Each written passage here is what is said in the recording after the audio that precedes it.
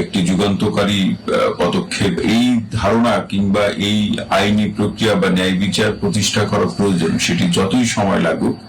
যে একজন ব্যক্তিকে হত্যা করে কেউ যে আইনের মুখোমুখি হওয়া থেকে যে পার পাওয়া যায় না, এই যে একজনকে গ্রেপ্তারের মধ্যে দিয়ে কিন্তু সেটি প্রমাণিত হলো।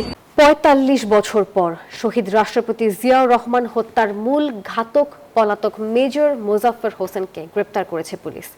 রাজধানীর বনানী ডিওএইচএস এলাকা থেকে গ্রেপ্তারের একদিন পর আজ তাকে সেনাবাহিনীর কাছে হস্তান্তর করা হয়। তার গ্রেপ্তারের মাধ্যমে দীর্ঘকাল পর জিয়াউর রহমান হত্যাকাণ্ডের ন্যায় বিচার প্রতিষ্ঠিত হবে, এমনটি আশা করছেন বিশ্লেষকরা।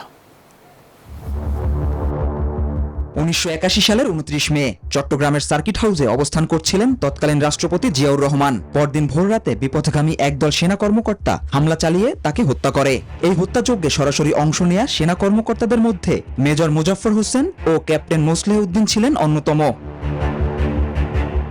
হত্যাকাণ্ডের পরপরই গঠিত সামরিক ট্রাইব্যুনালে ১২ জন সেনা কর্মকর্তার মৃত্যুদণ্ড কার্যকর করা হয়েছিল। তবে মোজাফফর হোসেন পলাতক ছিলেন।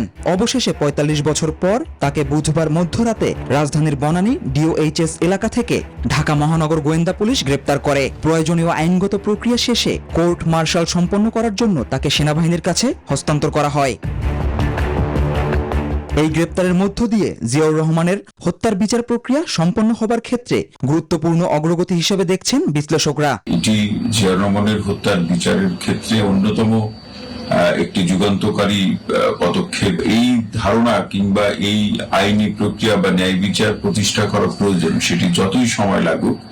যে একজন ব্যক্তিকে হত্যা করে কেউ যে আইনের মুখোমুখি হওয়া থেকে যে পার পাওয়া যায় না, এই যে একজনকে গ্রেপ্তারের মধ্যে দিয়ে কিন্তু সেটি প্রমাণিত হলো। এছাড়া জিয়াউর রহমানের অন্যতম এই হত্যাকারী গ্রেপ্তার হওয়ায় তখন দেশি বিদেশি কি ষড়যন্ত্র ছিল তাও উদ্ঘাটিত হবে বলে আশা করা হচ্ছে।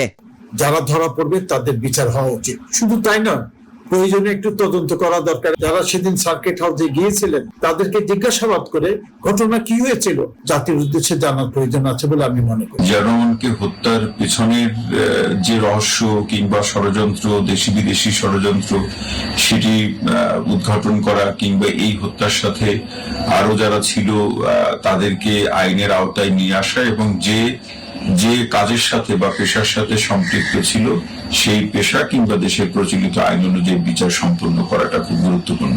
আইনি প্রক্রিয়া সম্পন্ন করে শিগগিরই দণ্ডাদেশ কার্যকর হবে বলে আশা করছেন তারা। Desk report, news 24।